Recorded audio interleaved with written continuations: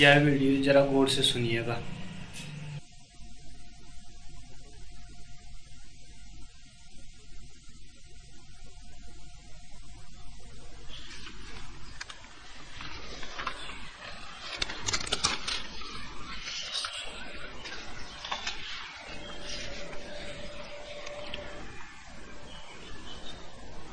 पहला प्रश्न।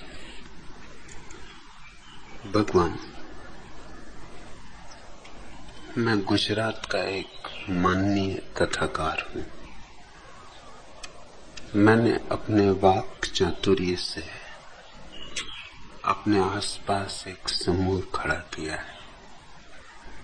समाज का मुझे बहुत प्रेम मिलता रहा है, यहाँ तक कि अब उस प्रेम को झेलने की मुझ में शक्ति भी नहीं रही है।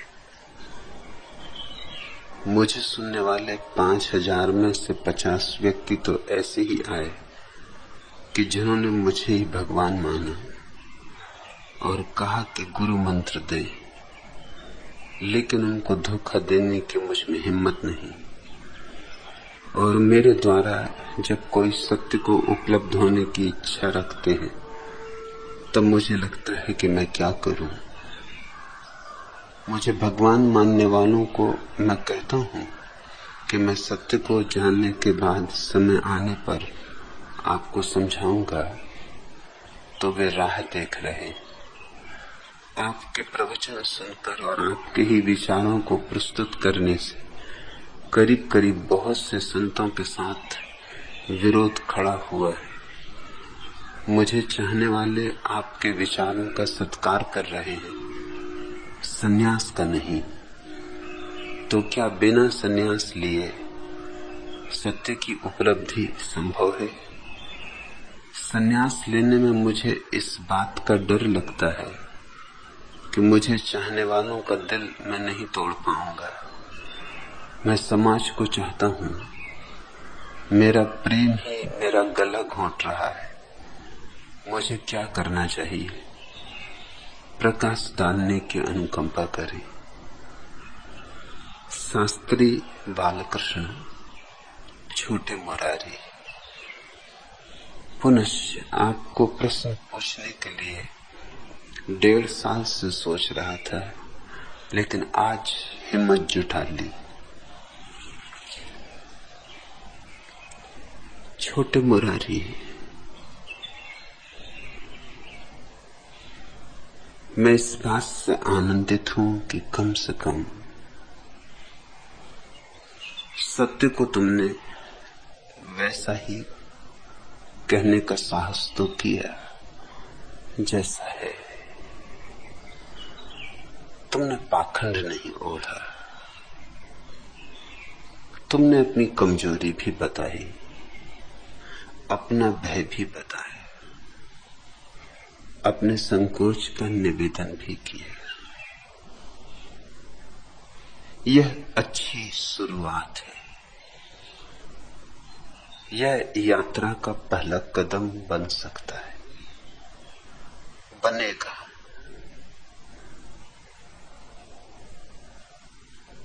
सबसे पहले तो यह समझने की आवश्यकता है कि संन्यास का क्या अर्थ है।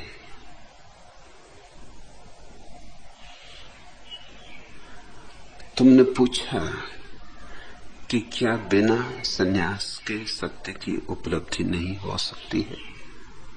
हो सकती है, लेकिन कभी करोड़ में एकाध व्यक्ति को। वह अपवाद है। अपवाद को नियम मत मानना। अपवाद नियम नहीं होता, उल्टे अपवाद से नियम सिद्ध होता है।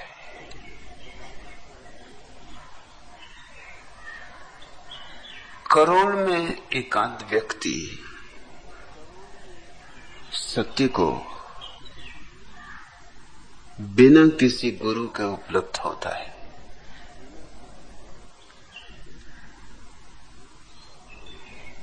ऐसा व्यक्ति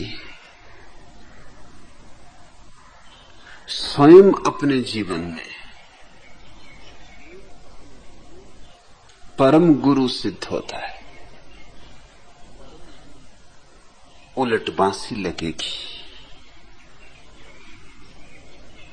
सच में जिसने किसी को कभी गुरु नहीं बनाया वही जानता है, केवल वही जानता है कि बिना गुरु के तलाश कैसी दुर्गम है, कैसी कठिन है, करीब करीब असंभव है। मैंने कभी किसी को गुरु नहीं बनाया, इसलिए मैं जानता हूं कि छोटे मुरारी असंभव होगा तुम्हें पाना बिना गुरु के। कृष्णमूर्ति कहते हैं कि बिना गुरु के पाया जा सकता है, लेकिन जरा मजे की बात समझना, विडंबना समझना।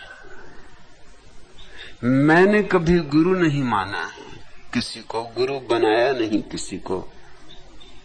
किसी से दीक्षा नहीं ली, और मैं कहता हूं कि बिना गुरु के पहुंचना करीब करीब असंभव। और कृष्णमूर्ति को जितने गुरु मिले शायद ही किसी और व्यक्ति को मिले, और जितनी दीक्षाएं कृष्णमूर्ति को मिली शायद ही मनुष्य जाति के इतिहास में किसी को मिली। 9 वर्ष की उम्र से लेकर 25 वर्ष की उम्र तक सतत गुरुओं के चरणों में बैठकर कृष्णमूर्ति ने शिक्षा पाई, दीक्षा पाई। उस समय की लिखी हुई कृष्णमूर्ति की किताब आज भी महत्वपूर्ण है। सच तो यह है, उतनी महत्वपूर्ण किताब फिर बाद में भी नहीं लिख सके। हालांकि अब तो वे ये कहते हैं कि उस किताब को मैंने कब लिखा मुझे याद भी नहीं, क्योंकि वह किताब और उनके आज के वक्तव्यों में विरोध है, भारी विरोध है। इतनी हिम्मत तो नहीं उनकी कि विरोधों को अंगीकार कर लें, कि कह सकें कि मैं इतना विराट हूं कि विरोध मुझ में समा जाते। तो एक ही उपाय है कि कह दें कि मुझे याद ही नहीं कि कब मैंने वो किताब लिखी। मैंने लिखी भी या किसी और ने लिखी ये भी मुझे पता नहीं। मैंने लिखी या मुझसे लिखवा ली गई ये भी मुझे पता नहीं। किताब का नाम है at the feet of the master, Shri गुरु के चरणों में, और उसका एक एक वचन महत्वपूर्ण है। मनुष्य जाति के इतिहास में जो थोड़ी सी महत्वपूर्ण किताबें लिखी गई उनमें से वह किताब एक है।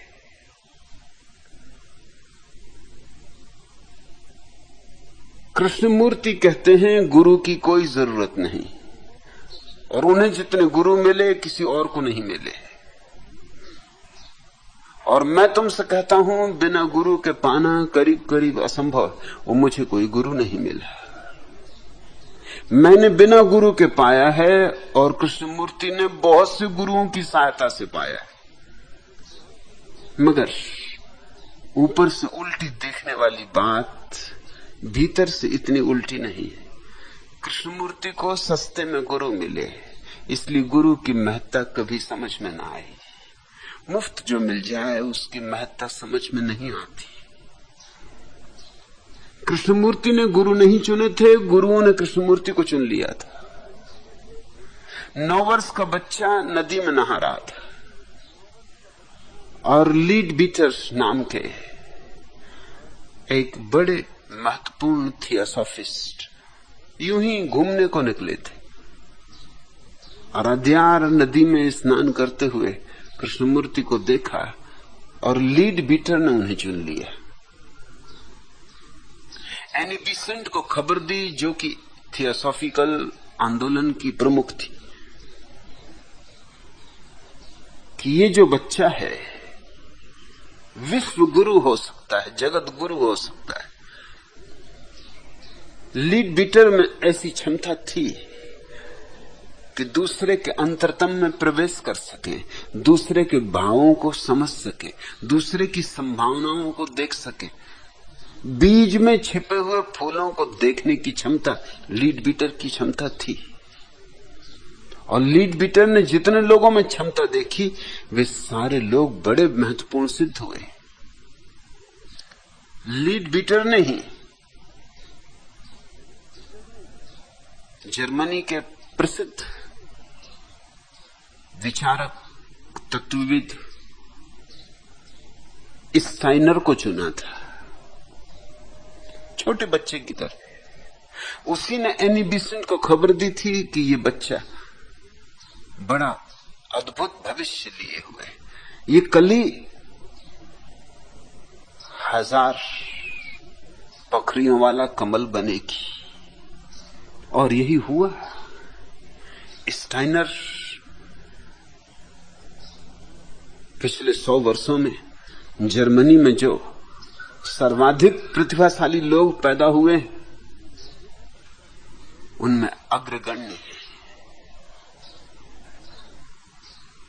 लीड बीटर ने इस तरह और लोग भी चुने, छोटे छोटे बच्चे जिनको कोई देख के कह भी ना सकता था कि इनके भीतर ऐसी क्षमता होगी। एनी बेसेंट ने लीड बीटर की बात मान ली, कृष्णमूर्ति के पिता को संपर्क किया। पिता थे गरीब, मां की मृत्यु हो चुकी थी कृष्णमूर्ति की। पिता को वैसे ही कठिनाई थी बच्चों को बड़ा करने की, एक साधारण क्लर्क थे। उन्होंने सोचा ये तो सौभाग्य हुआ, अगर एनी बेसेंट गोद ले ले तो इससे अच्छा और क्या। इस तरह कृष्णमूर्ति एनी बेसेंट की गोद चले गए और एनी बेसेंट उनकी पहली गुरु, लीड बीटर उनके दूसरे गुरु, और फिर थियोसॉफिस्टों में जितने भी महत्वपूर्ण ध्यान को उपलब्ध व्यक्ति थे उन सभी ने कृष्णमूर्ति को दीक्षा दी। उन सभी के संपर्क में कृष्णमूर्ति को बड़ा किया गया। इसलिए कृष्णमूर्ति को जो मुफ्त में मिला उसका मूल्य मालूम नहीं होता। कुछ आश्चर्य नहीं कि वो कहते हैं बिना गुरु के भी पाया जा सकता है, और मैं कहता हूं बिना गुरु के पाना करीब करीब असंभव है। करीब करीब कहता हूं क्योंकि ये तो नहीं कह सकता कि बिल्कुल ही असंभव है। मुझे खुद ही बिना गुरु के मिला, लेकिन मुझे कठिनाई पता है कि बिना गुरु के कठिनाई कैसी है। कठिनाइयां बहुत है। एक तो अनंत मार्ग है, किस मार्ग से जाओ, किस आधार से चुनो, कोई तुम्हारे पास कसौटी नहीं। और एक रास्ता पहुंचाने वाला है, 1001 रास्ते भटकाने वाले। उन 1001 रास्तों को काटना और एक को चुन लेना।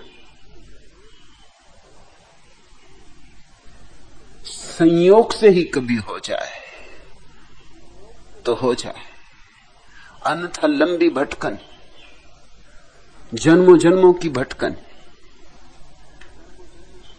फिर ठीक रास्ता भी मिल जाए संयोग से, करोड़ में एक मौका, तो भी ठीक रास्ते से भी भटकने के हर कदम पर उपाय। अगर ना भी भटको तो ठीक रास्ते पर भी हर पड़ाव ऐसा लगता है कि मंजिल आ गई, हर पड़ाव पर ऐसा लगता है कि पहुंच गए, क्योंकि हर पड़ाव पर ऐसी शांति, ऐसा आनंद, ऐसी सुगंध, ऐसी ज्योति, ऐसा उत्सव, ऐसा वसंत आ जाता है। हर पड़ाव पर मधुमास ऐसा गहरा जाता है, ऐसे गीतों का फूटना, ऐसे घूंगर का बजना, ऐसे वीणा का छिड़ जाना कि लगता है अब और इससे ज्यादा क्या होगा। भरोसा नहीं आता कि इससे ज्यादा भी कुछ हो सकता है, कि इससे भी पूर्णतर की कोई संभावना है। कौन कहेगा कि रुक मत जाना, चले बेथी, चले चलो, अभी और मंजिल, अभी आगे और मंजिल। कौन कहेगा? सितारों से आगे जहां और भी, कौन कहेगा? कौन धक्का देगा कि नहीं रुको मत?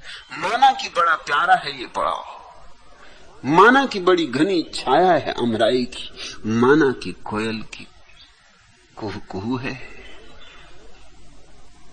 पपीहे की पुकार है, माना कि मोर का ये नृत्य, माना पक्षियों का ये कलरव, झरने का ये गीत, ये सुंदर सुबह, ये प्यारा मौसम, मगर नहीं, रुक मत जाना, अभी और है। कौन कहेगा? सितारों से आगे जहां और भी है, अभी इश्क के इम्तिहान और भी, अभी इश्क के इम्तिहान और भी, तही जिंदगी से नहीं ये फिजाएं, तही जिंदगी से नहीं ये फिजाएं, यहां सैकड़ों कारवां और भी हैं, यहां सैकड़ों कारवां और भी हैं। कनात न कर आलमे रंगो बू पर, चमन और भी आशियां और भी हैं। कनात न कर आलमे रंगो बू पर, चमन और भी आशियां और भी हैं। अगर खो गया एक नशे मन तो क्या गम, अगर खो गया एक नशे मन तो क्या गम, मुकामाते आहो फुगां और भी हैं। तू शाही है परवाज है काम तेरा, तू शाही है परवाज है काम तेरा, तेरे सामने आसमां और भी है, तेरे सामने आसमां और भी है। इसी रोज और सब में उलझकर न रह जा, कि तेरे जमान और मकान और भी, इसी रोज और सब में उलझकर न रह जा, कि तेरे जमान और मकान और भी हैं। गए दिन की तन्हा था मैं अंजुमन में, गए दिन की तन्हा था मैं अंजुमन में, यहां अब मेरे राजदां और भी हैं। सितारों से आगे जहां और भी हैं, अभी इश्क के इम्तिहान और भी। कौन कहेगा? हर पड़ाव पर कोई कहने वाला चाहिए कि मत रुक जाना, अभी और, अभी बहुत बाकी। सद्गुरु के बिना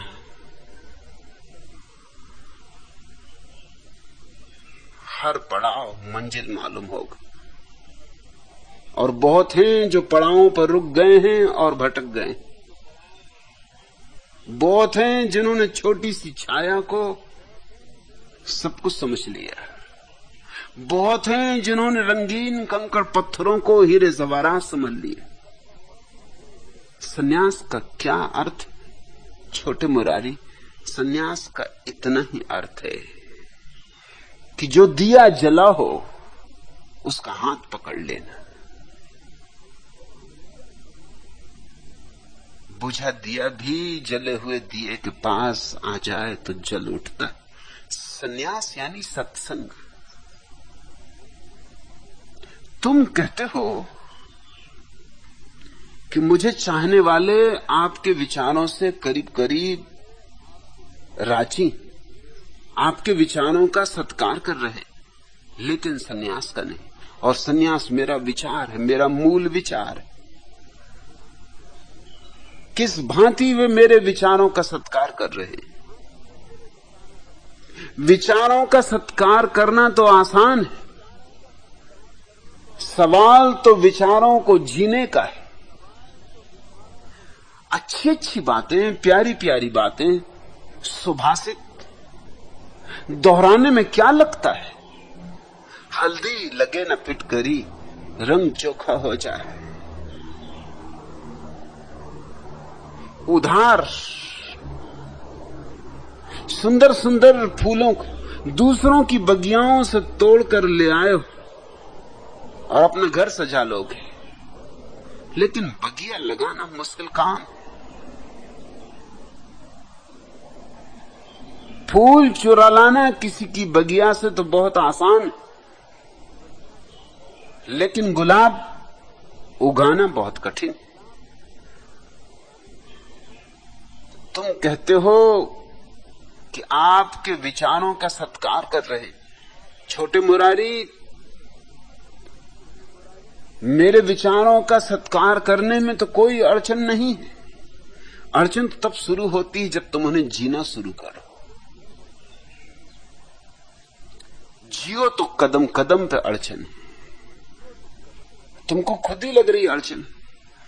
तुम्हारे सुनने वालों को तो जाने दो दूर, तुम खुद भी मेरे विचारों से राजी हो, लेकिन सन्यास की हिम्मत नहीं जुटा पा रहे। जब तुम ही नहीं जुटा पा रहे तो तुम्हारे सुनने वाले क्या खाक जुटा पाएंगे? और तुम्हारे सुनने वाले भी मेरे विचारों से सीधे राजी नहीं हो रहे होंगे।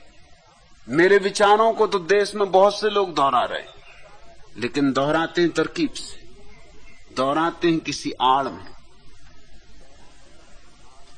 गीता का श्लोक करेंगे, अर्थ करेंगे, अर्थ में मेरे विचार डाल देंगे, गीता के श्लोक पर मेरे विचारों को सवार करा देंगे, और लोगों को तो कृष्ण का वचन है, गीता का श्लोक है, तो उसके साथ मेरे विचारों को भी घटक जाने में कोई अड़चन नहीं होती। छोटे मुरारी, मेरा नाम लेना जरा। सन्यास की तो बात दूर, मेरा नाम ही लोगे और अड़चन शुरू हो जाएगी। मेरा नाम लोगे और कठिनाई खड़ी हो जाएगी। और सन्यास से वही तो तुम्हें डर है कि सन्यास घोषणा हो जाएगी, फिर तुम छिपा ना सकोगे कि ये विचार किसके। अभी तो तुम इस तरह कह रहे होगे जैसे तुम्हारे, अभी तो तुम इस तरह कह रहे होगे जैसे कृष्ण के, जैसे कि रामायण के, जैसे कि वेदों के। लेकिन अगर तुमने संन्यास लिया तो तुम मेरे हुए, और जब तुम मेरे हुए तभी पता चलेगा कि कितने लोग तुम्हें प्रेम करते। अभी तो वे किसी और को प्रेम कर रहे हैं, तुम तो सिर्फ बहाना हो। तुम अच्छी राम की कथा कह रहे होगे, प्यारे राम की कथा कह रहे होगे। राम का उनके मन में सम्मान है, सदियों पुराना साख है, उसी साख पर तुम्हारी भी साख है, उसी इज्जत पर तुम्हारी भी इज्जत है। नाम बिकते हैं यहां, विचारों से किसको पड़ी? घर जाते वक्त लोग विचारों को झाड़ के चले जाते हैं, वहीं के वहीं झाड़ के चले जाते। सन्यास से यह भी पक्का तुम्हें पता चल जाएगा कि कितने लोग तुम्हें प्रेम करते। जो तुम्हें प्रेम करते हैं वो फिर भी प्रेम करेंगे, क्योंकि प्रेम बेशर्त होता है। लेकिन तुम्हें भी पता है कि 5000 की तो बात छोड़ दो, 5000 में जो 50 व्यक्ति तुम्हें भगवान भी मानने को तैयार हैं, उनमें से अगर 5 भी टिक गए तो बहुत। और ये मैं अपने अनुभव से कह रहा हूं। और तुम तो केवल मेरे सन्यासी होगे, तुम मेरी तरफ देखो। 5 नहीं, मुझे 50,000 सुनने वाले लोग थे, लेकिन आड़ चाहिए थी। मैं तो वही कहता था जो मैं आज कह रहा हूं, तब भी वही कहता था। लेकिन अगर महावीर के कंधे पर रख के बंदूक चला देता था तो जैन खुश होता था, कृष्ण के कंधे पर रख के बंदूक चला देता तो बंदूक हमेशा मेरी थी, हिंदू खुश होता था। मुसलमान आके प्रार्थना करते थे कि मोहम्मद के कंधे पे बंदूक रखिए।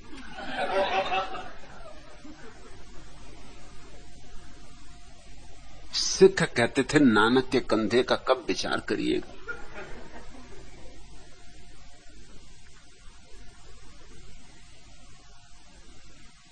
जरूरी था तब,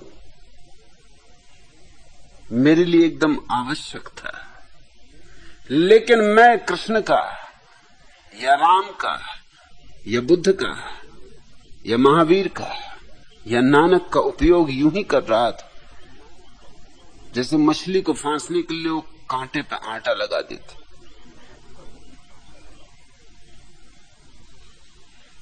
मछली कांटा तो निगलने को राजी होती नहीं, और मेरी बात तो कांटा है क्योंकि क्रांति है, आग है, अंगारा है।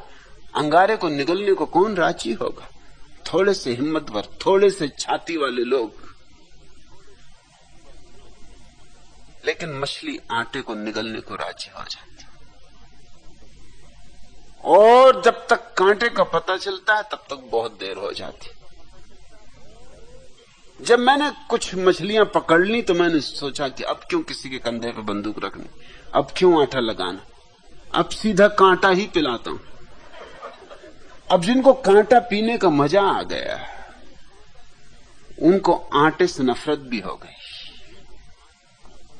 अब मेरे पास अपने लोग हैं, तुम देख सकते हो पिछले 20 वर्षों में कितने लोग मेरे पास आए और गए, फिर वही बच रहे जिनका सच में मुझसे प्रेम था। जिनका मुझसे प्रेम था वही बच रहे, जिनका महावीर से प्रेम था वो गए, जिनका कृष्ण से प्रेम था वो गए। सच तो यह मैंने उन्हें खुद छांटना शुरू कर दिया, क्योंकि जिनका मुझसे प्रेम नहीं उनके साथ व्यर्थ समय क्यों खराब करना। समूह इकट्ठा कर लेना तो बहुत आसान है, उसमें तो कोई कठिनाई नहीं। तुम कहते हो मैंने अपने वाक चातुरी से अपने आसपास एक समूह खड़ा किया है। अच्छी बात है ये कि तुम समझते हो कि ये वाक चातुरी है, कहीं कोई सत्य नहीं है इसमें, केवल शब्द है, कहीं कोई निशब्द का संगीत नहीं है। ये अच्छा लक्षण है, ये प्यारा लक्षण है, ये शुभ संकेत है। लेकिन कुछ बातों में तुम्हें भ्रांतियां हैं। तुम कहते हो कि मैंने वाक चातुर से अपने पास एक समूह खड़ा किया और समाज का मुझे बहुत प्रेम मिलता रहा है। वो प्रेम नहीं, वो तुम्हारे वाक चातुर्य को दिया गया आदर है। और वाक चातुर्य को भी क्यों आदर दिया गया है? वो भी इसलिए कि तुम्हारा वाक चातुर्य या तो कृष्ण के पैरों में फूल चढ़ा रहा है या राम के चरणों पर सिर झुका रहा है या वेद की प्रशंसा है, स्तुति है। वो प्रेम तुम्हारे लिए नहीं है। तुम इस गलती में मत पड़ जाना, और कहीं ना कहीं तुम्हें भी शक है कि वो प्रेम तुम्हारे लिए नहीं है। क्योंकि अगर तुम्हें शक न होता तो तुम्हें यह भी भरोसा होता कि अगर मैं संन्यास भी ले लूंगा तो जिन्होंने मुझे प्रेम किया है वो प्रेम करेंगे। सच तो यह है कि और ज्यादा प्रेम करेंगे, क्योंकि तुम प्रकट हुए, तुम और स्पष्ट हुए, तुमने अपने को और उघाड़ा, तुमने आड़ छोड़ी, तुमने घूंघट उठाया।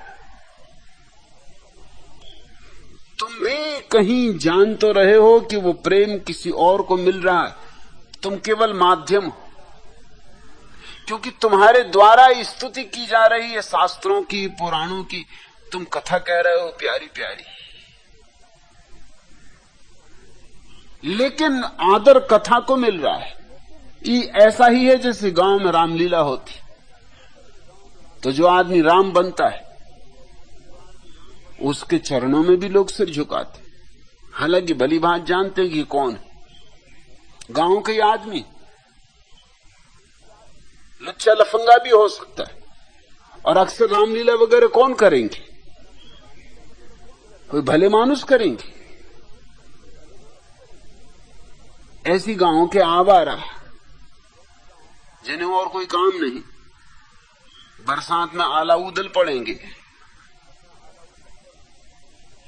फिर रामलीला खेलेंगे। यूं ही फिजूल के लोग, सबको पता है कौन सज्जन है ये। यूं तो घर में भी निमंत्रण न दें इनको, लेकिन अभी इनका शोभा यात्रा निकल रही, अभी बारात जा रही जनकपुरी, तो लोग उनके चरणों में फूल चढ़ा रहे हैं, पैसा चढ़ा रहे हैं, आरती उतार रहे हैं। 2 दिन बाद इन्हीं को कोई पूछेगा नहीं, रामलीला खत्म की, ये भी खत्म। अभी गांव की स्त्रियां इनके पैर दबा रही, और 2 दिन बाद अगर ये आदमी किसी स्त्री की तरफ गौर से देख लेगा, उन्हीं स्त्रियों की तरफ, अभी भी देख रहा है, मगर अभी रामचंद्र जी, अभी तो बड़ी इनकी कृपा है, कृपा कटाक्ष। अभी अगर मुस्कुरा दे तो क्या कहना। अभी तो राम का वाहन है।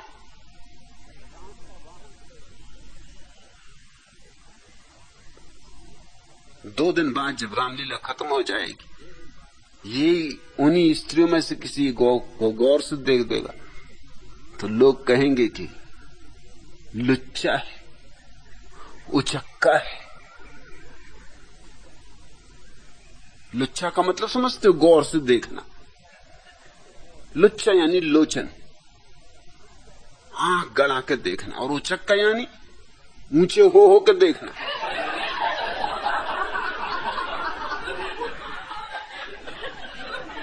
पैर के बल, अंगुलियों के बल खड़े हो के देखना। बड़े प्यारे शब्द, लुच्चा, उचक्का, उठंगा, उठ उठ के देखना, मतलब बैठ के देखने में अड़चन हो रही तो घुटने टेक टेक के देख रहा है। यही आदमी अभी अगर देख दे उन्हीं देवियों को तो कृपा की वर्षा होगी, प्रसाद वर्षा। और अभी भी इसका देखने का ढंग वही है, आदमी ये वही है, लेकिन 2 दिन बाद सब बात बदल जाएगी। अभी ये शायद सोचता होगा कि हाँ, मुझे कितना स्वागत मिल रहा है, कितना सम्मान मिल रहा है। 2 दिन बाद जो मिलेगा वही इसका है। अभी तो जिसको मिल रहा है वो राम को मिल रहा होगा, किसी और को मिल रहा है। ये तो केवल प्रतीक मात्र है। इसका काम तो पोस्टमैन से ज्यादा नहीं है। ये तो पोस्टमैन भी अच्छा सा पत्र ले आता है, शुभ संवाद ले आता है, तो तुम उसे भी मिठाई खिला देते हो, शरबत पिला देते हो, बिठा के 2 प्रेम भरी बातें कर लेते हो। लेकिन इसका ये मतलब मत समझ लेना, पोस्टमैन इस भ्रांति में ना पड़ जाए कि ये स्वागत उसे मिल रहा है। तुम ये गलती छोड़ दो छोटे मुरारी, कि लोगों से तुम्हें बहुत प्रेम मिला है, वो तुम्हें नहीं मिला है, तुम्हारी कथाओं के कारण मिला, कथाओं को मिला है। हम मेरे जैसे आदमी को जब कोई प्रेम करता है तो उसे मुझे ही करना पड़ता, क्योंकि कथाओं का तो मैं जिस तरह से सत्यानाश करता हूं,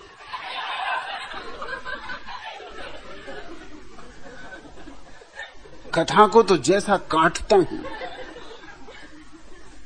जहां तक मेरा बस चले चिंदी चिंदी निकाल देता हूं। कथा से तो मुझे कोई आदर मिलने वाला नहीं है, लेकिन मुझे अगर कोई प्रेम करेगा तो ही बर्दाश्त कर पाएगा जो मैं कह रहा हूं उसे। तुम जो कह रहे हो उसके कारण तुम्हें प्रेम मिल रहा है। अगर सच में ही तुम्हें परीक्षा करनी है कि कितने लोग तुम्हें प्रेम करते हैं, तो सन्यास कसौटी बन जाएगी। पता चल जाएगा कि 5000 तो गए ही, वो जो 50 तुम्हें भगवान मानते थे वो भी गए। इतना ही नहीं कि चले ही गए, वही जो तुम्हें प्रेम करते थे वही गालियां देने लगेंगे, वही लट्ठ उठा लेंगे जो फूल मालाएं पहनाते थे।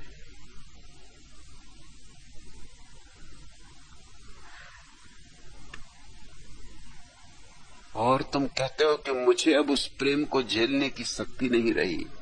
पहली तो बात वह प्रेम ही नहीं, क्योंकि प्रेम होता तो प्रेम को झेलना नहीं पड़ता। प्रेम होता है तो बोझ नहीं होता। प्रेम तो मुक्तिदायी है। प्रेम तो निर्भर करता है, निर्बोझ करता है। जो बोझ बन जाए वो कुछ और है, वो प्रेम के नाम पर कुछ और ही है। इसे ठीक ठीक समझ लो। अचेतन में तो तुम्हारे ये बात साफ है, लेकिन मैं इसे चेतन बना देना चाहता हूं। अंधेरे अंधेरे में तुम्हें भी ये बात टटोलते हो तो समझ में आ रही, लेकिन मैं दिया जला देना चाहता हूं ताकि तुम ठीक से देख लो। तुम कहते हो कि उस प्रेम को झेलने की अब मुझ में शक्ति नहीं रही। जाहिर है कि वह प्रेम नहीं है, क्योंकि प्रेम तो कितना ही हो, झेलने का सवाल ही नहीं उठता। प्रेम तो आनंद है। पूरा आकाश भी प्रेम बनकर टूट पड़े तो भी उसका बोझ नहीं होगा।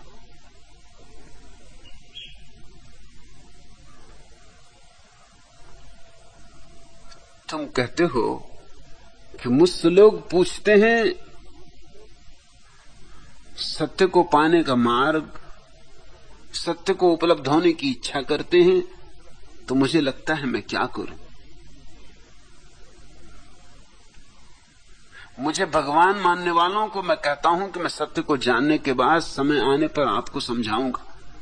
वे जो तुमसे सत्य जानने की आकांक्षा कर रहे हैं, वे सत्य नहीं जानना चाहते। ऐसे आकांक्षियों को मैं बहुत जानता हूं। जिस गुजरात में छोटे मुरारी तुम्हें लोग कथा सुन रहे हैं, उस गुजरात से मैं भली भांति परिचित हूं। जितने लोगों ने मुझे गुजरात में सुना है, तुम्हें क्या सुनेंगे? लाखों लोगों ने सुना है। अधिकतर तो वही लोग होंगे जो मुझे सुनते थे, वही तुम्हें सुन रहे होंगे। सुनने वाले तो वही होते। कुछ लोगों का काम ही सुनना होता है।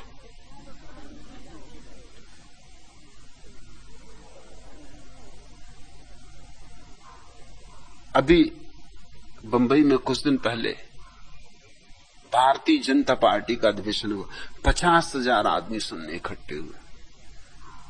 और फिर बहुगुणा ने लोकतांत्रिक समाजवादी दल की स्थापना की, उनको भी सुनने 50,000 आदमी इकट्ठे हुए। मैं थोड़ा हैरान हुआ कि 50,000 ये कहीं वही 50,000 तो नहीं है। ये 50,000 का आंकड़ा। मैं ऐसे लोगों को जानता हूं। मैं जबलपुर में कोई 20 वर्ष रहा। मेरे संबंधी, जब शुरू मैंने उनको देखा तो मैं बड़ा हैरान हुआ। कम्युनिस्ट पार्टी का जुलूस निकले, उसमें भी सम्मिलित। सोशलिस्ट पार्टी का जुलूस निकले, उसमें भी सम्मिलित। कांग्रेस का जुलूस तो उसमें भी सबसे आगे झंडा लिए। जनसंघ का जुलूस तो उसमें भी। मैंने उनसे पूछा कि माजरा क्या है, आपकी राजनीति क्या है? अरे उन्होंने कहा राजनीति से क्या लेना देना, हमको नारे लगाने में मजा आता। अपने को क्या करना, किसके नारे लग रहा है?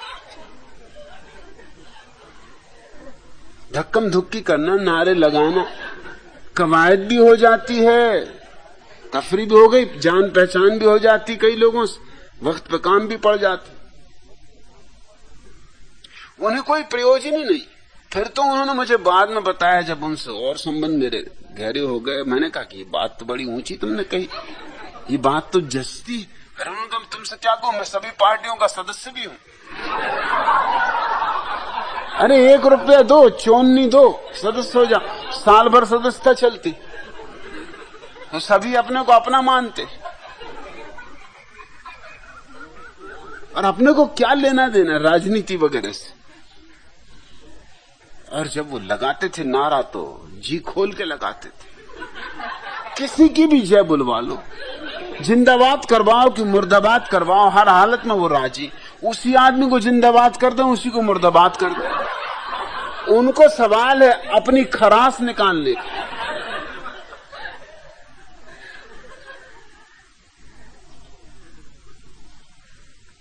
कुछ लोग हैं जिनको सुनना है, जिनको धार्मिक सभा में होना ही चाहिए, तुम उनको हमेशा पाओगे। गुजरात से मैं परिचित हूं, वे सब तुम्हें छोड़ भागेंगे, मगर तुम्हारा भार भी कट जाएगा, तुम भ्रांतियों से भी मुक्त हो जाओगे, और तुम्हें एक बात भी पता चल जाएगी कि जितने तुमसे मांगने आए थे कि सत्य हमें कैसे मिले, वो कोई सत्य को नहीं जानना चाहते। तुम्हारा सन्यास तक स्वीकार नहीं होगा, तुम्हारा सत्य क्या स्वीकार होगा। सत्य तो बड़ी कठिन बात है, तलवार की धार है। वे सब अपने पक्षपात सही सिद्ध करवाना चाहते हैं। कोई चाहता है कि सिद्ध कर दो कि कृष्ण भगवान,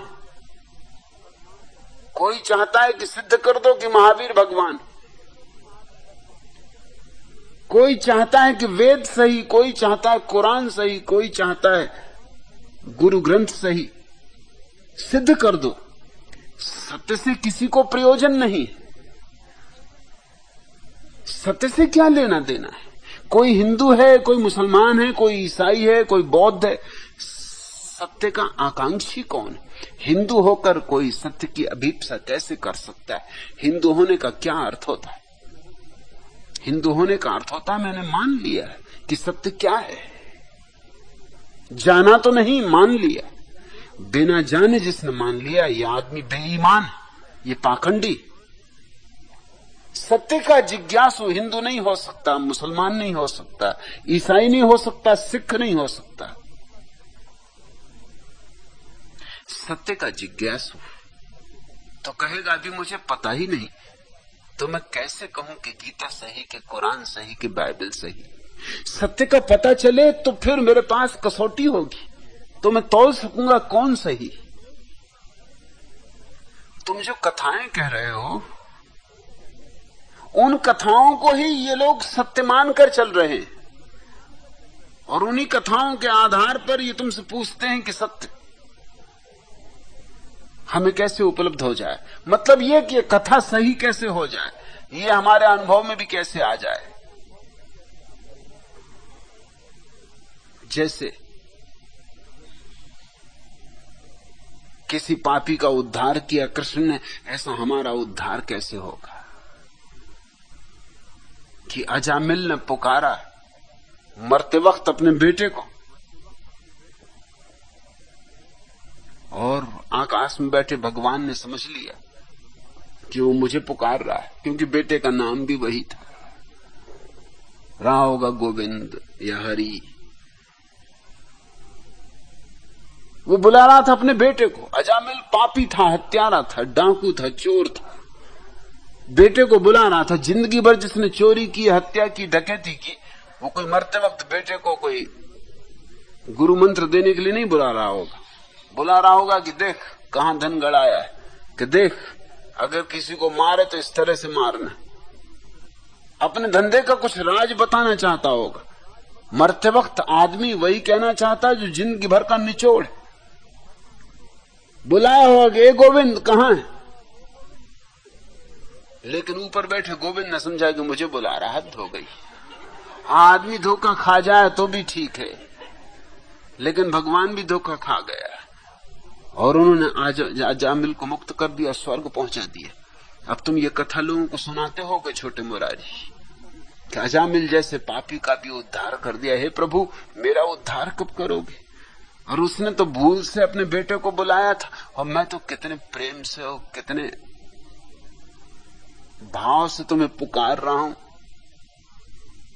रोज रोज पुकार रहा हूं, सुबह पुकारता, सांझ पुकारता, मुझे कब छुटकारा दिलाओगे?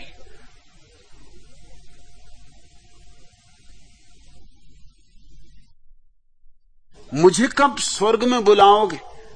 मेनका और उर्वशी मेरे आसपास कब नाचेंगी? कल्प वृक्ष के नीचे मैं कब बैठूंगा? हे प्रभु, तुमने बड़े बड़े पापियों का उद्धार किया है, मैं तो कोई इतना बड़ा पापी भी नहीं, अरे मेरा भी उद्धार करो। ये जो तुम्हारे पास मंत्र लेने आते हैं, गुरु मंत्र, ये क्या कह रहे हैं? यही कह रहे हैं कोई ऐसी बात बता दो कि हम जैसे हैं वैसे ही रहें, मंत्र को दोहरा लेंगे सोते वक्त या सुबह उठ के, और बस पार पा जाएंगे। ये भव सागर से पार होना है। कोई मंत्र बता दो, कोई सत्य बता दो, मगर इनमें सत्य की जिज्ञासा किसी की भी नहीं। अभी सत्य की जिज्ञासा का अर्थ भी इन्हें पता नहीं है। सत्य की जिज्ञासा का तो अर्थ ही यह होता है कि मेरे कोई विश्वास नहीं, कोई अविश्वास नहीं, कोई पक्षपात नहीं, कोई शास्त्र नहीं, कोई सिद्धांत नहीं। अभी तो मैं कोरे कागज की तरह हूं, अभी मैंने कुछ लिखा नहीं, खोजने चला हूं, जब मिल जाएगा तो लिखूंगा। अभी तो दर्पण हूं, अभी तो दर्पण को साफ कर रहा हूं, फिर जो तस्वीर बनेगी, दर्पण पर जो प्रतिफलन होगा उसको पहचानूंगा, तब कहूंगा कि मैं कौन। और मैं तुमसे कहता हूं, जिसने सत्य जाना वो क्या हिंदू होगा? फिर वो क्या वेद के ऊपर सिर पटकेगा? उसके भीतर वेद होगा, उसकी वाणी में वेद होगा, उसके मौन में उपनिषद होंगे, उसके उठने बैठने में गीता होगी। वो क्यों किसी कृष्ण के मंदिर या राम के मंदिर जाएगा? वो जहां बैठेगा वहां मंदिर होगा। वो क्यों काबा और काशी जाएगा? वो जहां चलेगा वहां काबा बन जाएंगे। जिस पत्थर को छू देगा वो पत्थर काबा का पत्थर हो जाएगा। सत्य को जानने वाला तो किसी धर्म का हिस्सा हो ही नहीं सकता, और जिसने सत्य को जाना नहीं वो कैसे हो सकता है? इसलिए मैं तुमसे ये कह रहा हूं कि दुनिया में सत्य को जाना नहीं, तब तक तो कोई व्यक्ति हिंदू, मुसलमान, ईसाई हो ही नहीं सकता, और अगर जान लिया तब होने का सवाल ही नहीं उठता। इसलिए खुद को और दूसरों को धोखा देने वाले लोग धर्मों में विभाजित, और जब ये तुम्हारे पास आके कहते हैं कि हमें सत्य जानना है, तो इनको सत्य नहीं जानना, इनको अपनी मान्यता को सत्य सिद्ध करवाना है। और ये चाहते हैं कोई सस्ती तरकीब। गुरु मंत्र का मतलब होता है कोई सस्ती तरकीब, कोई ताबीज कि राम राम जपने से होगा, कि हरि हरि जपने से होगा, कि हरे कृष्णा जपने से होगा। कितनी बार? 108 बार कि 1008 बार? किस मुहूर्त में? सुबह की सांझ, भोजन के पहले की बाद? ये तुमसे पूछ रहे हैं, इस तरह की बात है। लेकिन अच्छा है कि तुम इनको बता नहीं रहे। तुम इनसे कह रहे हो कि जब मैं सत्य को जान लूंगा, लेकिन सत्य जानने में तुम्हारी भी बड़ी घबराहट है। तुम अभी सन्यास तक जानने को राजी नहीं, सत्य जानने को तुम कैसे राजी हो सकोगे? तुम पूछ रहे हो क्या बिना सन्यास को पाए सत्य नहीं पाया जा सकता? तुम ऐसा क्यों नहीं पूछते कि क्या बिना सत्य को पाए सत्य नहीं पाया जा सकता? सत्य पाने की भी झंझट क्यों लेते हो? क्योंकि सत्य पाते से ये तुम्हारे प्रेम करने वाले लोग छूट जाएंगे। तुमने सत्य कहा और तुम मुश्किल में पड़े, सुकरात ने कहा और जहर मिला, ये तुमको छोड़ देंगे। जीसस ने कहा और सूली मिली, और तुम सोचते हो कि तुमको सिंहासन देंगे सत्य के बाद। रामलीला करो तो सिंहासन मिलेगा। सत्य की बात उठाई कि सूली के अतिरिक्त और कुछ बचता नहीं। सूली पर चढ़ने की तैयारी हो तो सत्य को कहना, मगर सत्य को अभी तो कहोगे कैसे, अभी तो जानना पड़ेगा। लेकिन एक बात अच्छी है कि तुम उनसे कह रहे हो कि जब जान लूंगा तब तुम्हें समझाऊंगा। और तुम कहते हो वे राह देख रहे हैं, कब तक उनको राह दिखलाओगे? मैं तैयार हूं तुम्हें सत्य जनवा देने को। मैं नहीं कहता राह देखो, मैं नहीं कहता कल की राह देखो, कल का क्या पता है। मौत हमेशा द्वार पे खड़ी। तुमने 1.5 साल सोच सोच के तो ये प्रश्न पूछा, सन्यास लेने में क्या 1.5 जन्म लगाओगे? क्या करोगे? 1.5 साल तुम विचार करते रहे ये प्रश्न ही पूछने को, तो सत्य को जानने के लिए कितना समय लगाना। और जिंदगी का भरोसा नहीं, आज है कल न हो।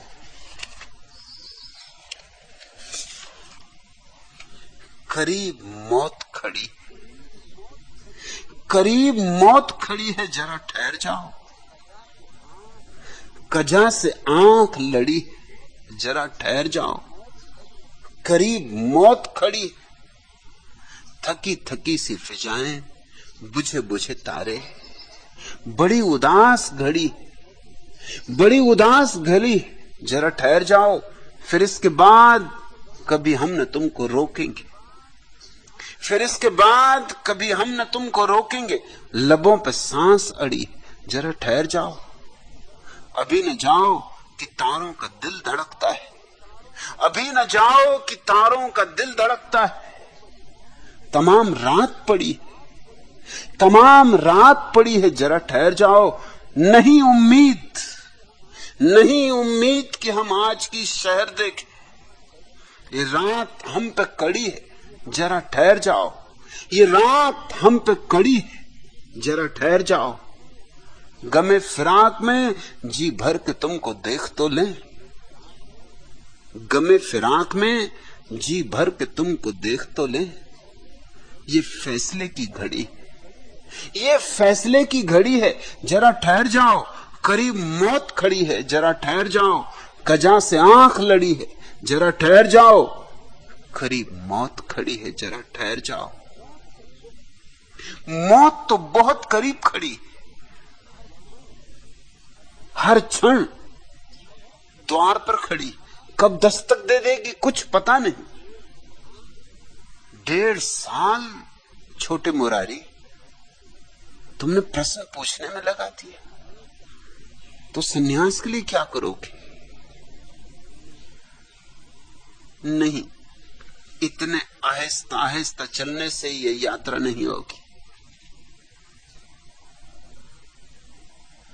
और तुम कहते हो कि आपकी बातों को, आपके विचारों को प्रस्तुत करने से करीब करीब बहुत से संतों के साथ विरोध खड़ा हो गया।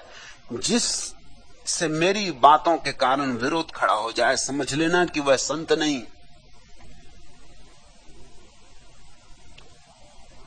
संत का आभास होगा, ढकोसला होगा। खेत में तुमने देखे ना, आदमी खड़े कर दिए जाते, डंडा लगा देते हैं, कुर्ता पहना देते हैं, चूड़ीदार पजामा हो तो चूड़ीदार पजामा पहना दो, हंडी ऊपर रख के गांधी टोपी लगा दो, खड़िया मिट्टी से आंख नाक बना दो। चाहो तो लिख दो कि मोरारजी भाई देसाई भूतपूर्व प्रधानमंत्री। वो जो खेत में झूठा आदमी खड़ा होता है,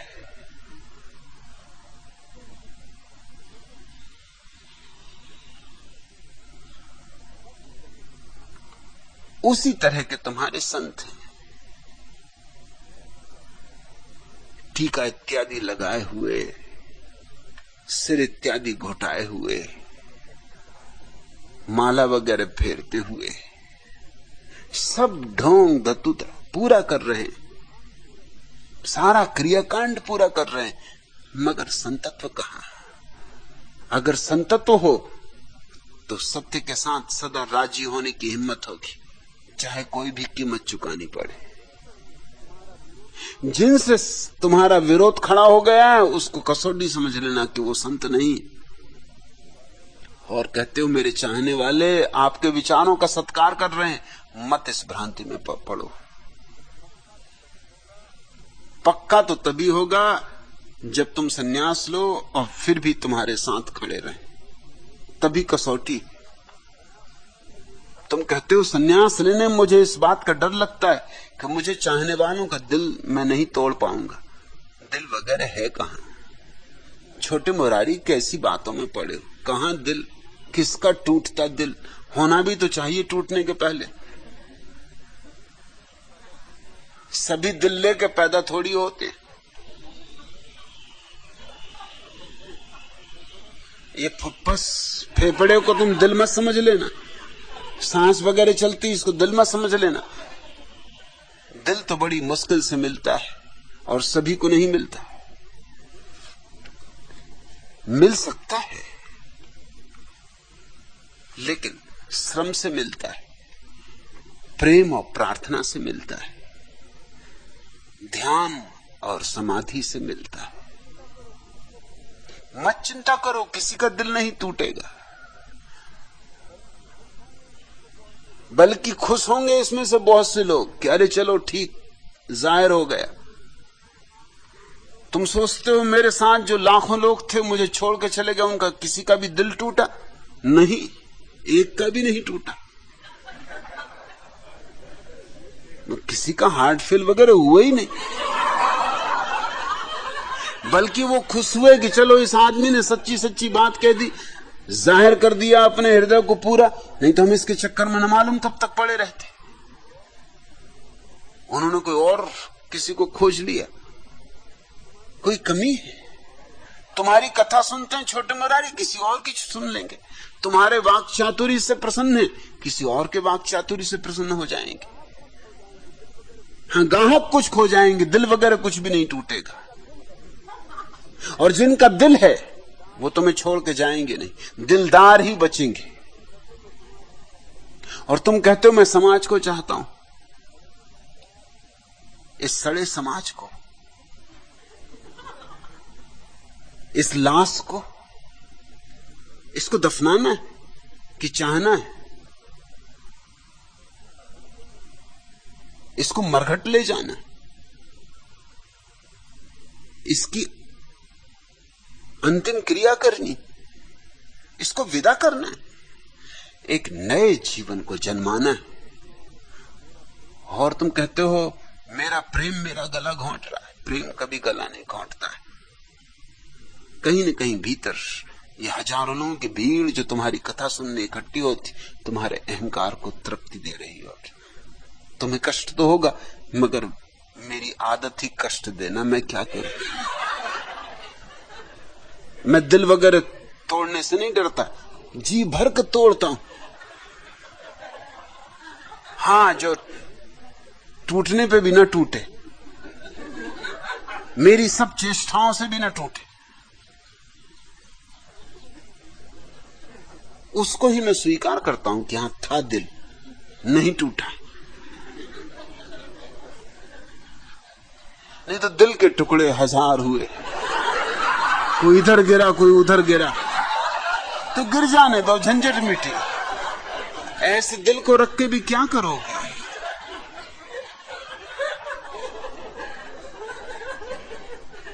छोटे मुरारी, तुम कहते हो प्रकाश डालने की अनुकंपा करे, प्रकाश तो डाल दिया,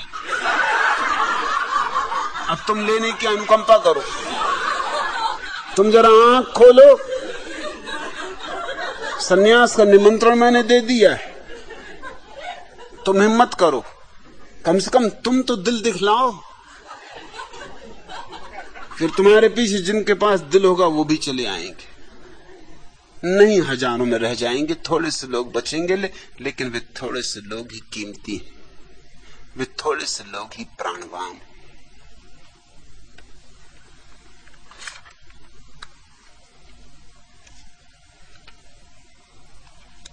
दूसरा प्रश्न, भगवान आप क्या कर रहे हैं? आपका इस कलयुग में विशिष्ट कार्य क्या है? शिव प्रसाद अग्रवाल, पहली तो बात, यह कलयुग नहीं है। कलयुग पहले था, यह सतयुग। मेरी समय की अपनी धारणा है, तुम्हारी परंपरागत धारणा है कि पहले सतयुग हुआ। सतयुग था तब समय के 4 पैर थे, फिर त्रेता आया, एक टांग टूट गई।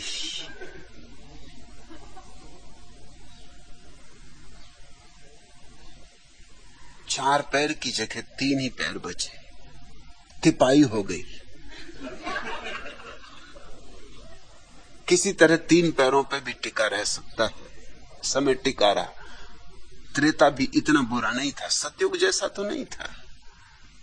कुछ भ्रष्ट हुआ, एक टांग टूट गई, लंगड़ाया थोड़ा, मगर तिपाई फिर भी टिकी रही। फिर द्वापर आया, 2 ही पैर रह गए। फिर जरा मुश्किल मामला हो गया, फिर जरा कठिनाई हो गई।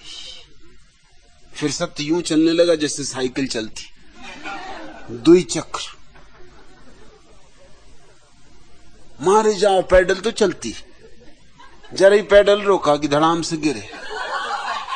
मतलब गिरना हर हालत में कहीं भी हो जाता है, देर नहीं लगती। जरा ही रुके कि गिरे, जरा ही चूके कि गिरे। द्वापर आया, फिर द्वापर भी गया। अब कलयुग चल रहा है तुम्हारे हिसाब से, परंपरागत हिसाब से। कलयुग का मतलब होता है एक ही टांग बची। ये बड़ा कठिन काम सर्कस वगैरह में होता है, एक ही चक्के की साइकिल चलाने वाले लोग।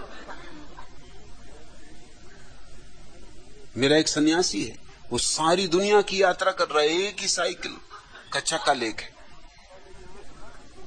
अभी कुछ दिन पहले यहां था, जापान से लेके भारत तक की यात्रा करके एक ही चक्के पे आया। ये है पक्का कलयुगी, महात्मा कलयुगानंद।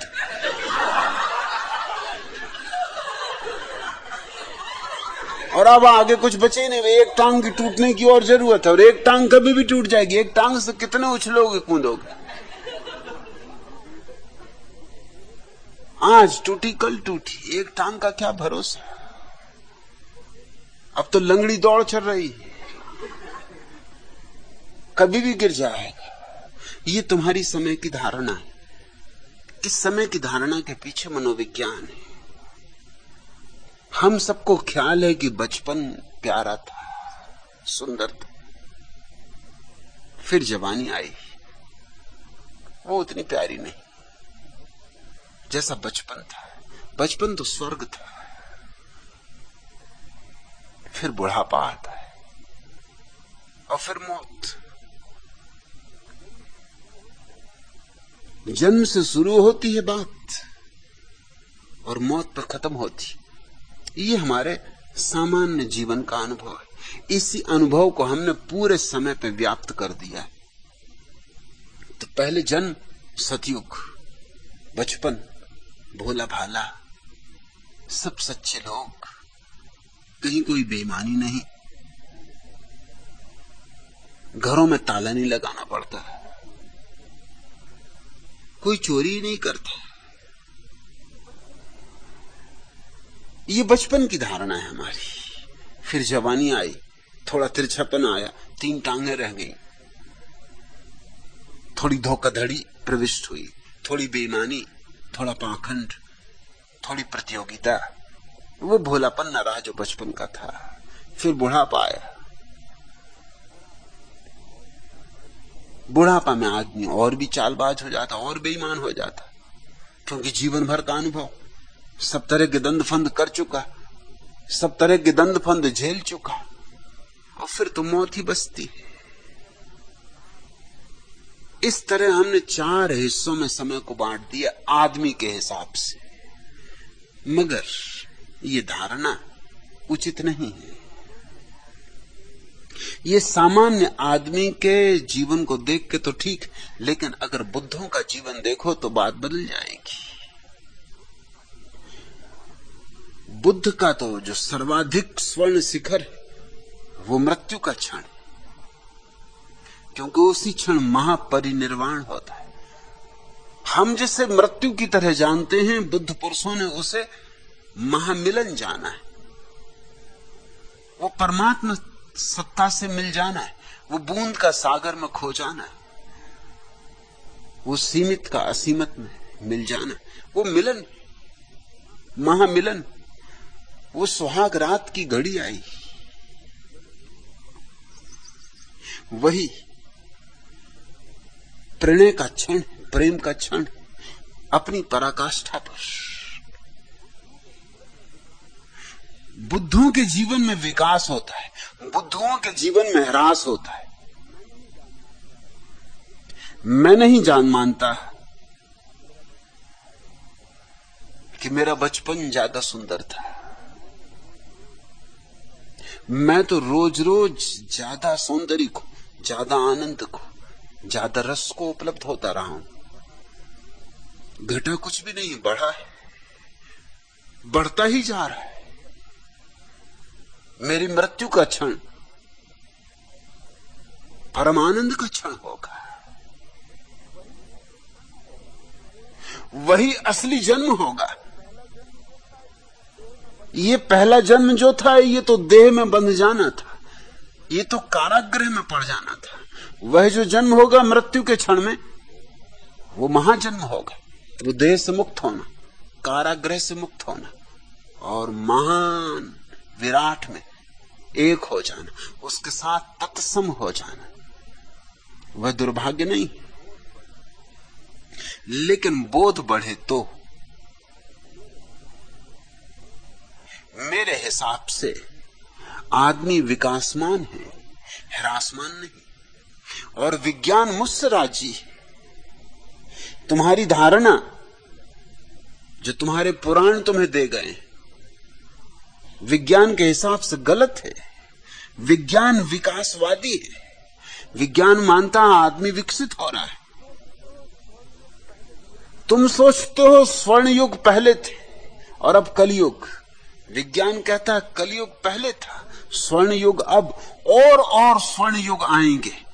और मैं मानता हूं कि इस तरह की धारणा जीवन के विकास में सहयोगी।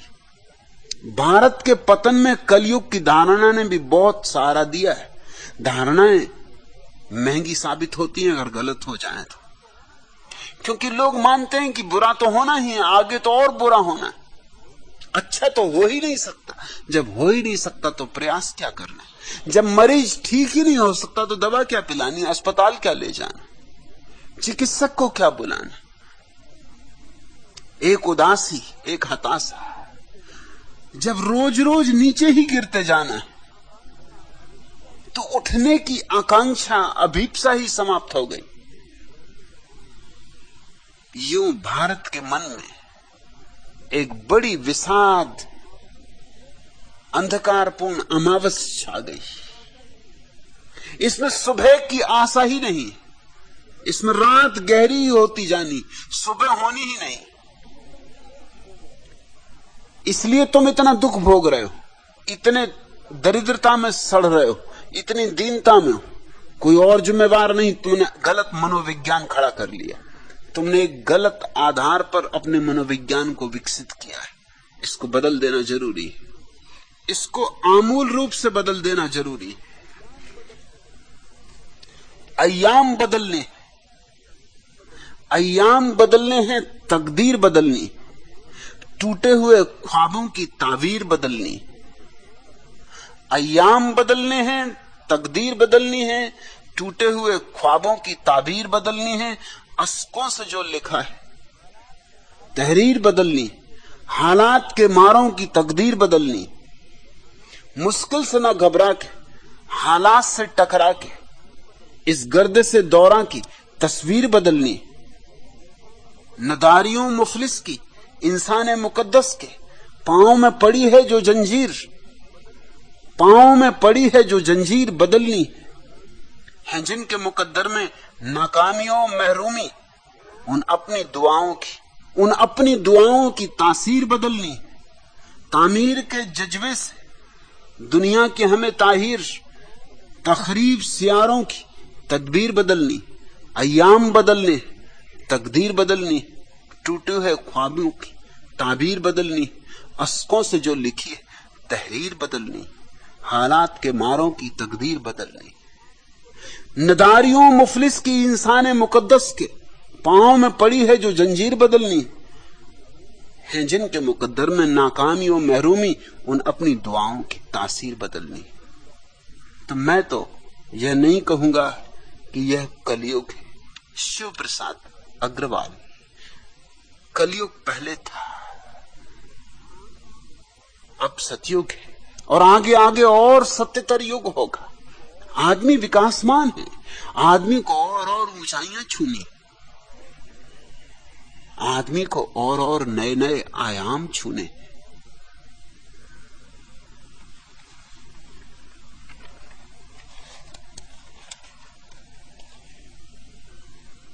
सितारों से आगे जहां और भी, अभी इसके इम्तिहान और भी हैं, इसे नहीं भूलना है। सितारों तक जाना है, मत कलयुग की इस धारणा को और ढो। काफी ढो चुके और इसके वजन के तले काफी दब चुके। ये पहाड़ है जो तुम्हारी छाती पे रखा है। तो पहली तो बात तुमसे ये कहूं कि ये कोई कलयुग नहीं। दूसरी बात तुमसे ये कहूं, मैं कोई विशिष्ट कार्य नहीं कर रहा हूं। ये विशिष्ट और साधारण का भेद ही मिटा देना, ये भेद ही खतरनाक है। ये भी अहंकार के कारण हमने भेद कर लिया, साधारण काम असाधारण काम, विशिष्ट और अविशिष्ट, लौकिक अलौकिक, सांसारिक आध्यात्मिक, ये भेद अहंकार के भेद।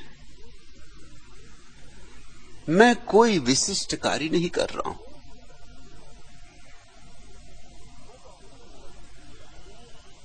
मैं तो अपनी मौज में जी रहा हूं। जो मौज में आ देता है कह देता हूं, जो मौज में आ जाता है वैसा करता हूं। न किसी परिणाम की चिंता है, न किसी सत्कार की अपेक्षा है, न किसी सम्मान की फिक्र है, न किसी अपमान की कोई चिंता है। अपनी मस्ती में अपने मन का मालिक हूं। इसलिए गालियां मुझे पड़ती हैं, कोई फर्क नहीं होता। सम्मान मुझे मिलता है, कोई फर्क नहीं होता। सब बराबर है, क्या लेना देना है। मुझे अपने ढंग से जीना है, इसमें कुछ विशिष्टता नहीं है। और यही मैं अपने सन्यासियों को सिखा रहा हूं कि अपनी मौज से जियो, अपनी मस्ती से जियो।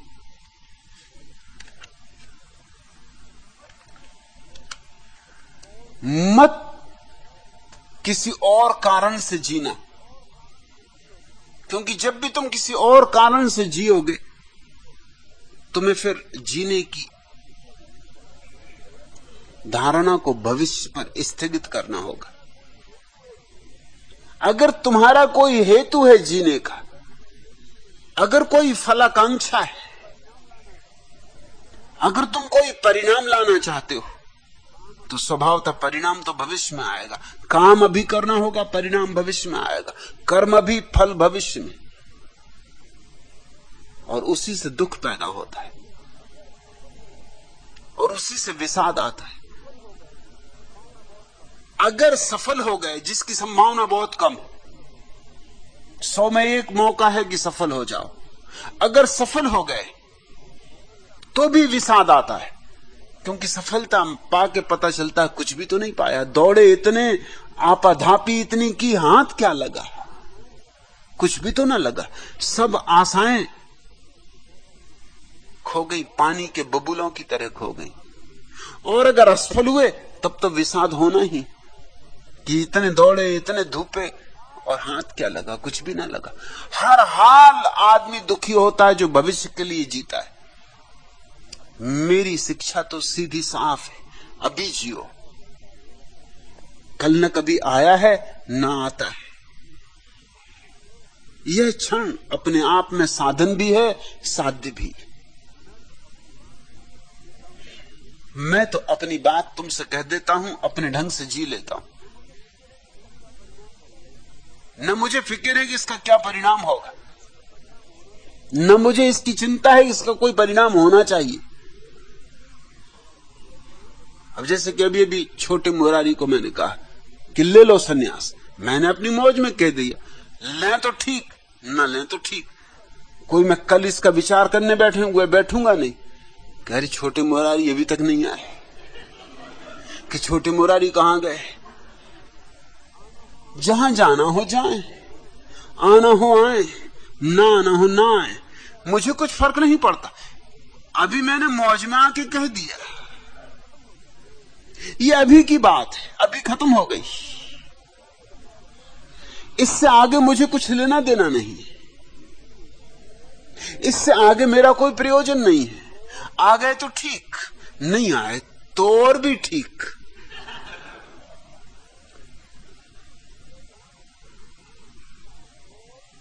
ये क्या सितम है, ये क्या सितम है कि एहसास दर्द भी कम है।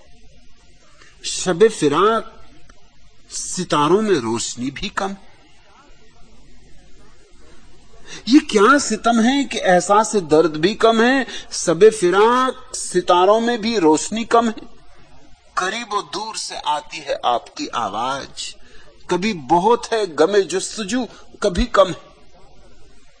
तमाम उम्र तेरा इंतजार कर लेंगे, तमाम उम्र तेरा इंतजार कर लेंगे, मगर ये रंज रहेगा कि जिंदगी कम। उरूज माह को इंसान समझ गया, लेकिन हनोज अजमत इंसान में आग ही कम। न साथ देगी ये दम तोड़ती हुई समा, न साथ देगी ये दम तोड़ती हुई समा। नए चिराग जलाओ कि रोशनी कम है। कुछ लोग हमेशा भविष्य की ही चिंता में लगे रहते हैं, मगर ये रंज रहेगा कि जिंदगी कम है। तमाम उम्र तेरा इंतजार कर लेंगे, तमाम उम्र इंतजार के बाद भी ये रंज रहेगा कि जिंदगी कम है। अभी और इंतजार करना था, अभी और जिंदगी चाहिए थी। न साथ देगी ये दम तोड़ती हुई समा। क्या पागलपन की बात कर रहे हो? जब तक समा जल रही है इसकी ज्योति के साथ नाचो। न साथ देगी ये दम तोड़ती हुई समा। नए चिराग जलाओ कि रोशनी कम। नए चिराग जल जाएंगे उनके लिए भी तुम यही कहोगे, तब भी यही सवाल रहेगा कि नए चिराग तो जल गए मगर ये बुझ जाएंगे, और चिराग जलाओ, रोशनी कम। मैं तो प्रत्येक पल जीने का संदेश देता हूं। तुम पूछते हो आप क्या कर रहे हैं? कुछ भी नहीं कर रहा हूं।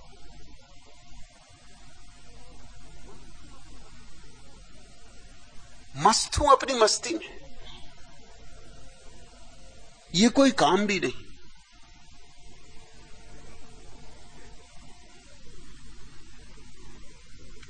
पहले पीता था तेरी याद में खोने के लिए, पहले पीता था तेरी याद में खोने के लिए, अब तेरी याद भुलाने के लिए पीता हूं। पहले पीता था जवानी का मजा लेने को, अब जवानी को मिटाने के लिए पीता हूं। कुछ तो मेरा ख्याल करो, कुछ तो मेरा ख्याल करो, मैं नशे में हूं। तुम मेरे आसपास रहो, तुम मेरे आसपास रहो, मैं नशे में हूं। डरता हूं धूप वक्त की झुलसा न दे मुझे, तुम गैसुओं के साये करो, मैं नशे में हूं। तुम गैसुओं के साये करो, मैं नशे में हूं। अब मुझको कोई शर्त अदब याद नहीं, अब मुझको कोई शर्त अदब याद नहीं है। दुनिया को मुझसे दूर रखो, मैं नशे में हूं। मुझको कहां है होश, मुझको कहां है होश कि खुद भी संभल सकूं। तुम तो संभल संभल के चलो, मैं नशे में हूं। ये क्या कि 2 ही घूंट पिए और बहक उठे। बदनाम मैं कसी न करो, मैं नशे में हूं। जब तक भी होश में था बड़ा खाकसार था। अब मेरा एहतराम करो, मैं नशे में हूं। कुछ तो मेरा ख्याल करो, मैं नशे में हूं। तुम पूछते हो मेरा काम क्या है? मेरा काम एक ही है, तुम्हारा नशा तोड़ना। और तुम्हारा ये नशा टूट जाए तो तुम्हें उस नशे की तरफ ले चलना जो पियो एक बार तो फिर कभी टूटता नहीं। अभी तुम बहुत तरह के नशों में जी रहे हो, धन का, पद का, प्रतिष्ठा का। ये सब नशे छोड़ देने और एक नशा पी लेना ध्यान का, समाधि का। एक शराब समाधि की और एक घूंट काफी है। एक घूंट सागर के बराबर है। एक घूंट पिया कि नशा फिर कभी उतरता ही नहीं। और नशा भी ऐसा नशा कि बेहोशी भी आती है और होश भी आता है। साथ साथ आते, युगपत आते, एक तरफ होश एक तरफ बेहोशी, और तभी मजा है। जब बेहोशी के बीच होश का दिया जलता है, जब तुम नाचते भी हो मस्ती में और भीतर कोई ठहरा भी होता है, जब बाहर तो तुम्हारा नृत्य मीरा का होता है और भीतर तुम्हारा ठहराव बुद्ध का होता है, तब मजा है, तब जिंदगी आनंद है, तब जीवन उत्सव है। मेरी दृष्टि में उस क्षण ही अनुभव होता है कि परमात्मा है। उसके पहले लाख मानो मानने से कुछ भी नहीं होता है। उस क्षण जाना जाता है, और जिसने जाना उसके जीवन में सौभाग्य की घड़ी आ गई। जो मेरे पास इकट्ठे हैं उनको पुराने नशे से अलग करना है और नया नशा दे देना। ये भी कोई काम नहीं, ये भी मेरी मौज, ये भी मेरा मजा, ये भी मेरी मस्ती। इसलिए किसी का नशा टूट जाए तो ठीक, न टूटे तो मैं नाराज नहीं। टूट जाए तो शुभ, न टूटे उसकी मर्जी। आचित। अगर यह वीडियो आपको अच्छी लग रही हो तो वीडियो को लाइक और चैनल को सब्सक्राइब करें।